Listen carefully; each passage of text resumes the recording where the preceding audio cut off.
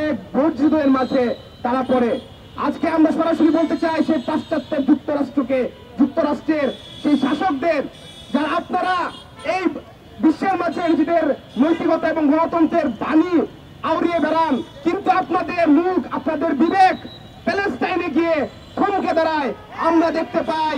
তাহলে আমরা বলতে চাই আপনাদের সেই বিবেক, সেটা হচ্ছে আপনাদের মুখের বাণী, আপনাদের মনে ফ্যাসিস্ট এবং স্বৈরাচারী মনোভাবই আমরা পরিলক্ষিত করতে পারি।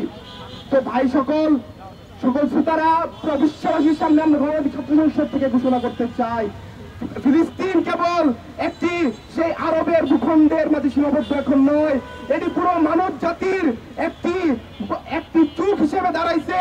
সেখানে আমরা বলতে চাই এখানে কোনো ধর্ম, বর্ণ বা জাতি গোষ্ঠী নিয়ে আমরা ফিলিস্তিনি এখন বিচার করতে পারি না, সেটি পুরো মানব জাতির বিবেক হিসেবে দাঁড়িয়েছে। সেই বিবেকের পক্ষে পুরো মানব জাতিকে এক এবং ঐক্যবদ্ধভাবে আন্দোলন, সংগ্রাম এবং প্রয়োজন হলে সর্বোচ্চ ত্যাগ প্রতীক্ষা রাজপথে সংগ্রাম করে হলেও আমাদেরকে প্রতিটি বিশ্বের প্রতিটি দেশ থেকে, প্রতিটি জাতিসত্তা থেকে একযুগে যেভাবে ফ্লোরিডার মতো একটি ইউরোপ থেকে যেভাবে বিভিন্ন দেশ, প্রায় হচ্ছে একটি বড় সংখ্যক দেশ তারা হচ্ছে রওনা দিয়েছে, একইভাবে বিশ্বের প্রতিটি দেশ এভাবে রওনা দিয়ে ফিলিস্তিনের বুকে আবারও স্বাধীনতার সূর্য উন্মোচিত করবে ইনশাআল্লাহ। বাংলাদেশ গণতান্ত্রিক ছাত্র সংসদ এখান থেকে ঘোষণা করবে সারা বাংলাদেশ ঐক্যবদ্ধভাবে ফিলিস্তিনের পাশে আছে এবং থাকবে ইনশাআল্লাহ। ইনকিলাব জিন্দাবাদ।